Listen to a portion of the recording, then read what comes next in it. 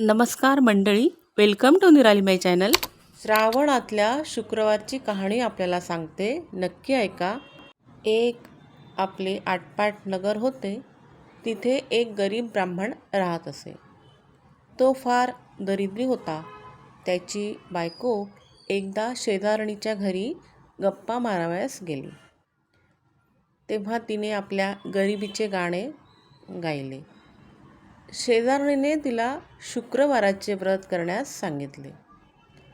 गरीब बाईने विचारले, हे व्रत कसे करायचे?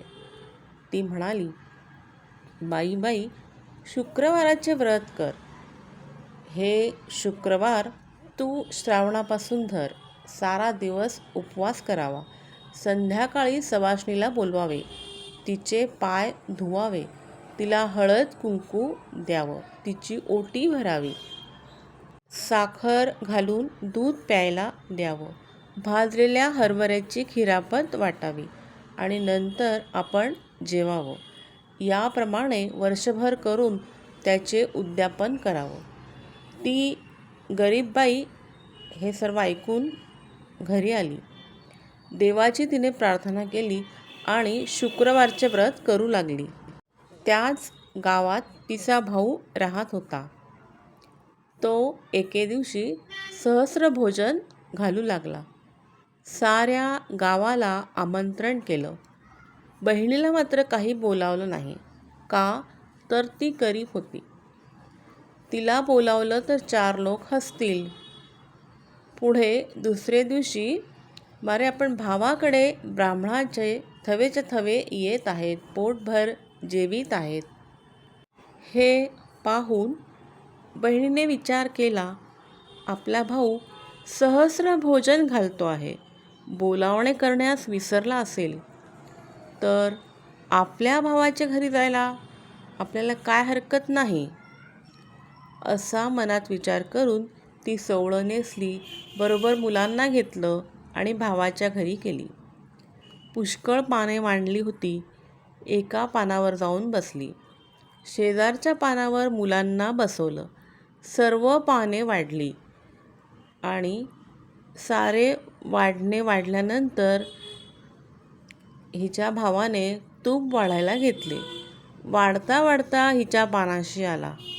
ही खाली मान घालून बसली होती. तिला त्याने हाक मारली, ताई, तुला वस्त्र नाही, पात्र नाही, दागिनासुद्धा नाही. तुझ्याकडे पाहून सर्व लोक मला हसतात. यामुळे मी तुला काही बोलावले नाही. आज तू जेवायला आलीस तर आलीस, आता उद्या काही येऊ नकोस, असं सांगून पुढे गेला. ही आपली तशीच जेवली, हिरमुसलेले तोंड केलं, मुलांना घेऊन घरी आली.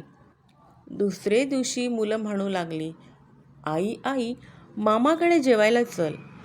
बहिणीने विचार केला, कसा झाला तरी आपला भाऊच आहे. बोलला म्हणून काय झालं? आपली गरिबी आहे म्हणून आपल्याला ऐकून घेणं भाग आहे. आजचा दिवस आपला बाहेर पडला तितकाच फायदा झाला, असं म्हणून त्याही दिवशी ती भावाकडे जेवायला गेली.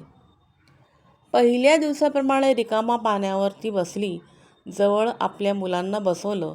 भाऊ तूप वाढता हिच्या पानापाशी आला. ही खाली मान घालून बसली होती. भावाने तिला हाक मारली, ताई, तू भिकारडी तर भिकारडी आणि सांगितलेलं ऐकत नाहीस. जेवायला येऊ नकोस म्हणून काल सांगितलं तरी आज आपली निलाजरासारखी पोरांचे लेंडार घेऊन आलीस तर आलीस, उद्या आलीस तर हात धरून घालवून देईन. तिने ते मुकाट्याने ऐकून घेतले.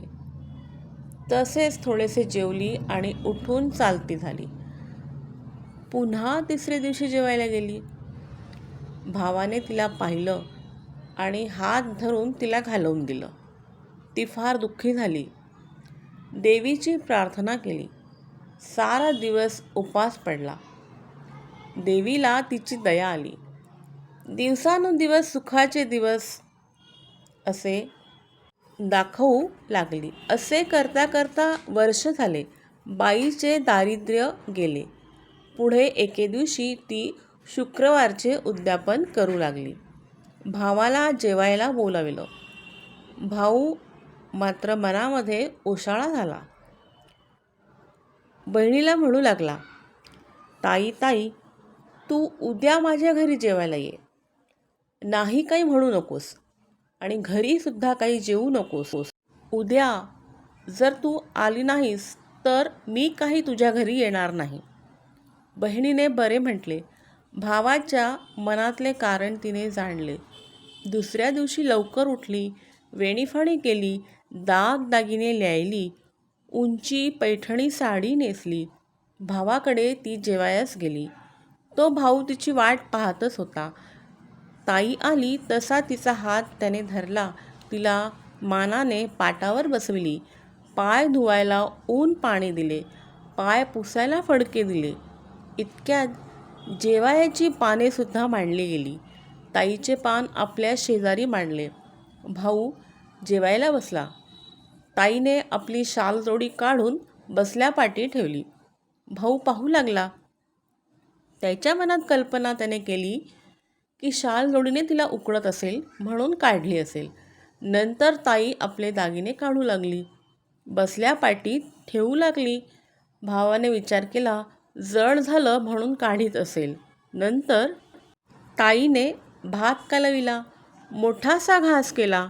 तो उचलून सरीवर ठेवला. भाजी उचलून ठुशीवर ठेवली. लाडू उचलून चिंचपेटीवर ठेविला. जिलेबी उचलून मोत्यांच्या पेंड्यांवर ठेवली. भावाने विचारले, ताई ताई, हे काय करतेस? ती म्हणाली, मी हे करते ते बरोबरच आहे. ज्यास तू जेवायलाच बोलावले आहेस त्यासच मी भरविते आहे. भाऊ काही केल्या हे समजेना. त्याने तिला पुन्हा सांगितले, अगं ताई, तू आता जेव तरी. तिने सांगितले, बाबा, हे माझे जेवण नाही, ह्या दागिन्यांचे जेवण आहे. माझे जेवण होते ते मी सहस्र भोजनाच्या दिवशीच जेवले. इतके ऐकल्यावर भाऊ मनामध्ये ओशाळला.